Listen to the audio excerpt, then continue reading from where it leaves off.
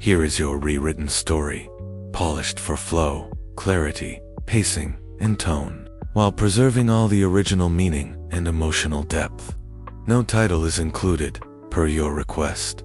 On a frigid winter evening, deep in the Alaskan countryside, Warren Pierce spotted two wolves silently pacing at the edge of his property. They didn't growl. They didn't bare their teeth. Instead, these majestic yet terrifying creatures appeared, desperate, pawing at his door as if pleading for refuge.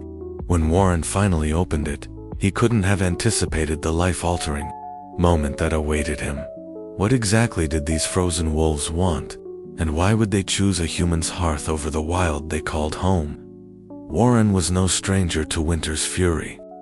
He'd lived alone in this remote corner of Alaska for decades, enduring countless seasons of howling winds and sub-zero temperatures. His log cabin, worn yet sturdy, had withstood it all. That evening had begun like any other. He'd chopped enough firewood to last the night and checked the greenhouse kept alive only by a single heater, before retreating indoors with a mug of hot tea and the company of a crackling fire. Then came the sound, a soft scratching at the door, followed by faint, whimpering cries that cut through the night. At first, Warren assumed it was a stray dog, but when he peered through the frost-covered window, his heart skipped a beat. Two emaciated wolves stood on his porch. Their once proud coats were ragged and snow-dusted, their bodies trembling from exhaustion.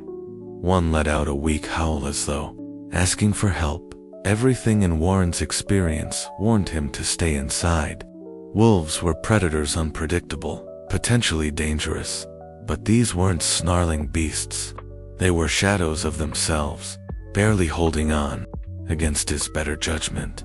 Warren grabbed his flashlight and slowly cracked the door. The closer of the two took a shaky step forward, its glowing eyes fixed on him, not with menace, but with something that looked almost like hope. Compassion surged past his caution. Taking a breath, Warren opened the door wider and stepped aside. The wolves hesitated. Then, as if understanding his gesture, they stepped forward, paws brushing snow across the wooden floor. The cabin's warmth hit them like a wave. Both animals shuddered, visibly releasing the tension they'd carried through the cold. Warren shut the door behind them, sealing out the wind. The wolves stood still, breathing heavily, their wide eyes scanning the room. One limped, favoring a hind leg. The other bore a deep scar across its muzzle. Despite their condition, they moved with silent grace. They made no attempt to attack or assert dominance. Instead, they lowered themselves cautiously near the fire, drawn to its glow. Warren added another log to the flames, the crackle casting dancing shadows along the log walls. One of the wolves let out a soft, almost grateful whine, for a long while none of them moved. Eventually, Warren turned his attention to food. From his modest pantry, he retrieved the meat he had planned to cook for dinner. He placed a portion on a plate and slid it toward the animals. The smaller wolf approached first, sniffing carefully before taking a bite. The larger one soon followed. Within seconds, the plate was clean. Their eyes met his, again not pleading now, but something closer to trust. He remained cautious, keeping his distance, yet there was no fear.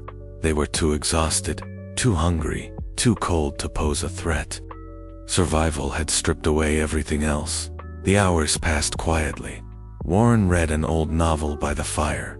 The wolves dozed on the blankets he had laid out, occasionally stirring when a gust of wind hit the cabin or the fire crackled too loudly.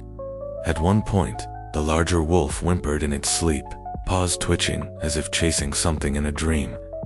Warren felt the urge to comfort it, but resisted. There were still boundaries he had to respect. Later, he noticed the smaller wolf's limp was worsening.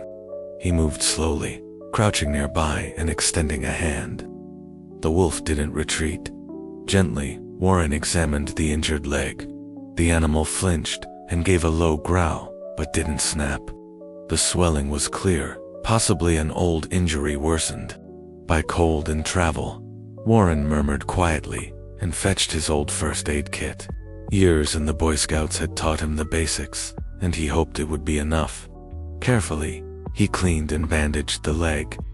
The larger wolf hovered nearby, watching his every move with tense eyes, but didn't interfere.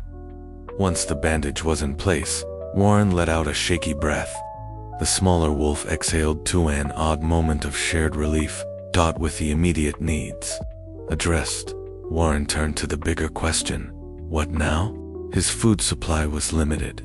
He had enough for a few more meals, but if the wolves stayed, he'd need to find more. That meant venturing out into the bitter cold at dawn. He bundled up and stepped into the white silence, hauling a sled toward the woodpile. The sky was overcast, and the snow came up to his knees. As he worked, he kept scanning the horizon. Were these wolves part of a larger pack? Had they been cast out? Or worse, had the others not survived? He loaded the sled and paused for a moment, staring out over the frozen landscape. The thought of those two creatures limping through this cold, pushed to desperation, made his chest tighten.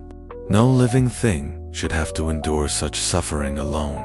When he returned, the wolves were still inside, curled by the fire. The smaller one licked its bandaged leg. The larger one raised its head when Warren entered, but did not rise. He stoked the flames, then fed them again, less this time, mindful of his dwindling supplies. The surreal nature of it struck him. Two wild wolves, sharing his cabin, as though it were a den. And yet, it didn't feel wrong. The silence between them was not empty. It was mutual understanding. Still, Warren knew this couldn't last forever.